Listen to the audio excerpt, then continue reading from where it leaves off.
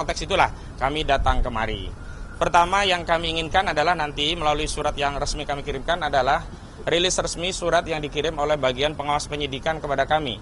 Karena meskipun sudah ada konferensi pers yang diadakan oleh Polda Metro Jaya terkait hasil gelar perkara khusus, namun bagi kami selaku pendumas yang memohon adanya gelar perkara khusus itu sampai hari ini belum menerima resmi ya surat dari bagian pengawas penyidikan. Ini berbeda sekali dengan di Barreskrim Mabes Polri. Saat itu justru sebelum pihak Barreskrim mengumumkan hasil konferensi pers tentang gelar perkara khusus yang ujungnya menghentikan penyelidikan di Barreskrim, kami justru dikirimkan resmi oleh Biro Pengawas Penyidikan di Barreskrim. Mungkin ada perbedaan tindakan ya dari sisi profesionalisme, tentu karena kita mencintai institusi Polri, kita ingatkan bareng-bareng.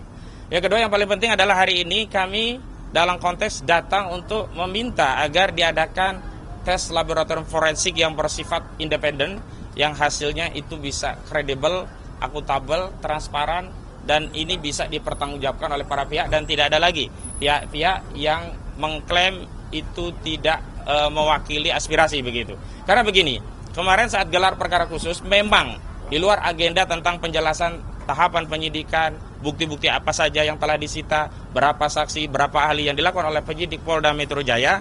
Kami setelah melakukan diskusi panjang akhirnya diberikan izin akses untuk diperlihatkan bukti yang itu konon sebelumnya diperlihatkan oleh saudara Joko Widodo kepada relawan Projo saat itu Budi Aris Setiaji dan yang lainnya begitu. Jadi akhirnya ya bukti itu diperlihatkan kepada kami berupa apa? Pertama dokumen S1 UGM, yang kedua dokumen SMA. Jadi kemarin konteksnya adalah untuk mengkonfirmasi atau memastikan bahwa bukti itu benar telah disita oleh penyidik Polda Metro Jaya dan tidak dalam penguasaan saudara Joko Widodo dan tidak pula diperlihatkan kepada Projo saat di Solo di bulan Oktober yang lalu. Bahkan penyidikan sudah dilakukan sejak Juli begitu. Nah selanjutnya kami ingin meluruskan framing di tengah masyarakat seolah-olah dengan ditunjukkan bukti itu perkara menjadi selesai, seolah-olah itu adalah proses konfirmasi kehasilan ijazah. Keliru. Kami tegaskan bahwa proses untuk membuktikan perkara itu ada di persidangan dan hasil penafsiran terhadap bukti-bukti itu ada pada putusan hakim dan putusan itu adalah putusan yang berkekuatan hukum tetap atau inkrah van gewis.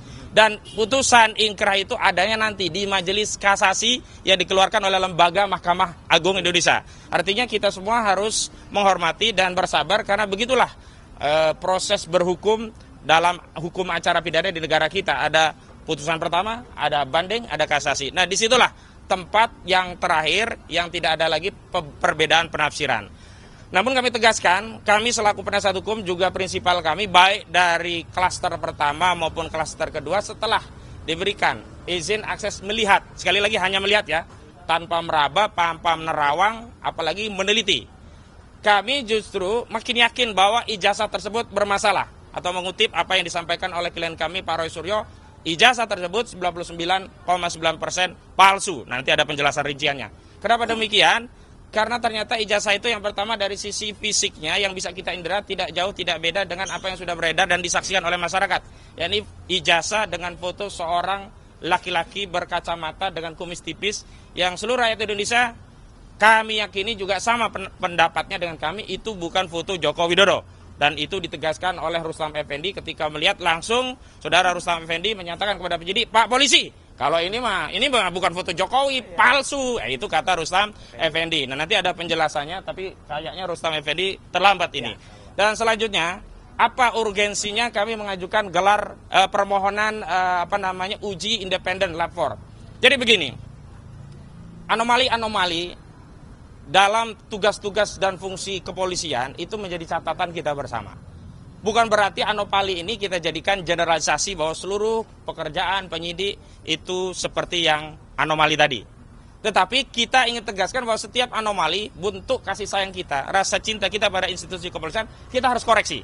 Jadi keliru ya, kalau kita mengoreksi institusi kepolisian, memberi masukan itu bukan karena tidak percaya, apalagi membenci. Tapi kita ingin institusi kepolisian bekerja secara profesional, melayani semua pihak, bersikap adil, transparan, tindakannya kredibel, dan tentu saja akuntabel, begitu. Apa yang menjadi rujukan? bahwa akhir-akhir ini dalam satu dasawarsa atau setidaknya dalam 2 periode kepemimpinan Saudara Joko Widodo atau lebih spesifik saat Polri ini dipimpin oleh Listio Sigit Prabowo, sebelumnya oleh Tito Karnavian, itu banyak sekali anomali. Di antaranya apa? Kasus-kasus yang ternyata versi kepolisian itu bermasalah. Kasus Vina Cirebon, kasus Kopi Cyanida, kasus KM50. Dan yang paling penting adalah rujukan kami adalah kasus pembunuhan seorang anggota kepolisian berpangkat brigadir, yakni Brigadir Joshua Huta Barat yang ditembak mati oleh Barada Eliezer Budiang Tumeu atas perintah seorang Kadif Propam Mabes Polri, yakni Irjen Pol Verdi Sambo. Kita ketahui peristiwa itu awalnya dinarasikan oleh Kepala Bagian Penerangan Umum, saat itu Brigjen Muhammad Ramadan dari Mabes Polri. Itu peristiwanya adalah tembak-menembak. Dan sudah ada hasil forensik dari internal kepolisian melalui dokter di internal kepolisian, melalui proses autopsi di internal kepolisian. Hasilnya adalah itu tembakan dari peristiwa tembak-menembak. Tetapi apa? Setelah dilakukan pengujian secara komprehensif dengan pendekatan crime scientific investigation, ternyata setelah dilakukan forensik ulang oleh kedokteran Universitas Indonesia, hasilnya berbeda. Yakni hasilnya ternyata luka yang diakibatkan tembakan itu adalah luka akibat tembakan dengan jarak yang dekat. Dan setelah itu baru terungkap pengakuan Barada Eliezer Budiang Tumeu yang mengaku bahwa dirinya tidak melakukan tembak-menembak seperti yang dinarasikan oleh institusi kepolisian melalui Kepala Bagian Penerangan Umum institusi kepolisian, tetapi dia diperintah oleh Saudara Verdi Sambo untuk menembak mati Brigadir Joshua Huta Barat. Nah, setelah dilakukan penyidikan ulang, kasusnya berubah jadi kasus pembunuhan berencana. Karena itu kami melihat bahwa hasil forensik dari Bareskrim saja tidak cukup. Kenapa? Karena anomali yang terjadi pada kasus Baradae itu juga mungkin bahkan potensial terjadi di kasus ijazah palsu. Asumsinya sederhana. Untuk kasus penghilangan nyawa saja, institusi kepolisian berani melakukan pembohongan kepada publik melalui narasi lab 4 yang dikeluarkan oleh kedokteran forensik dari kepolisian yang hasilnya ternyata bohong, yang kemudian banyak yang terlibat dan kena sanksi kode etik, apalagi hanya untuk urusan ijazah. Karena itu untuk menghilangkan praduga, ada intervensi kekuasaan atau intervensi apapun, dan agar kalau hasilnya itu kredibel, akuntabel, diakui para pihak, maka kami telah menyiapkan surat. Suratnya tadi mana? Telah menyiapkan surat yang isinya surat tadi permintaan untuk melakukan apa yang kami sebut sebagai uji lab 4 independent.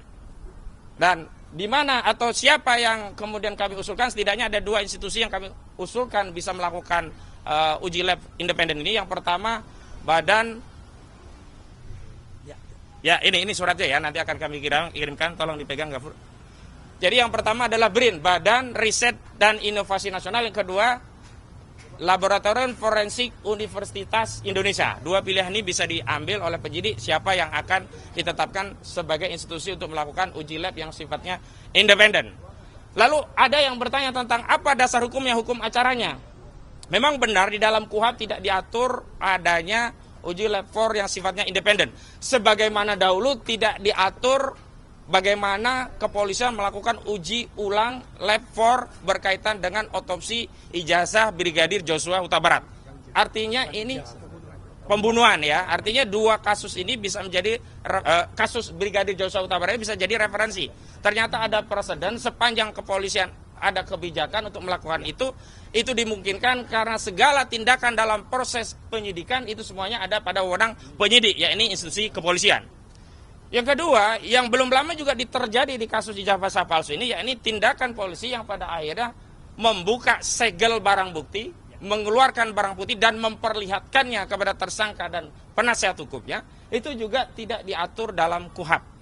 Bahkan bisa dikatakan bertentangan dengan KUHP, terutama ketentuan pasal 39 junto pasal 44 ayat 1 KUHP, yang itu sebelumnya juga sudah disampaikan kepada penyidik tentang kerisauannya, kegalauannya, apakah akan dibuka, diperlihatkan atau tidak. Tetapi setelah ada kesepakatan dan atas arahan saran dari Ombudsman, penyidik akhirnya mengambil kebijakan untuk menunjukkan barang bukti meskipun tidak diatur dalam KUHP.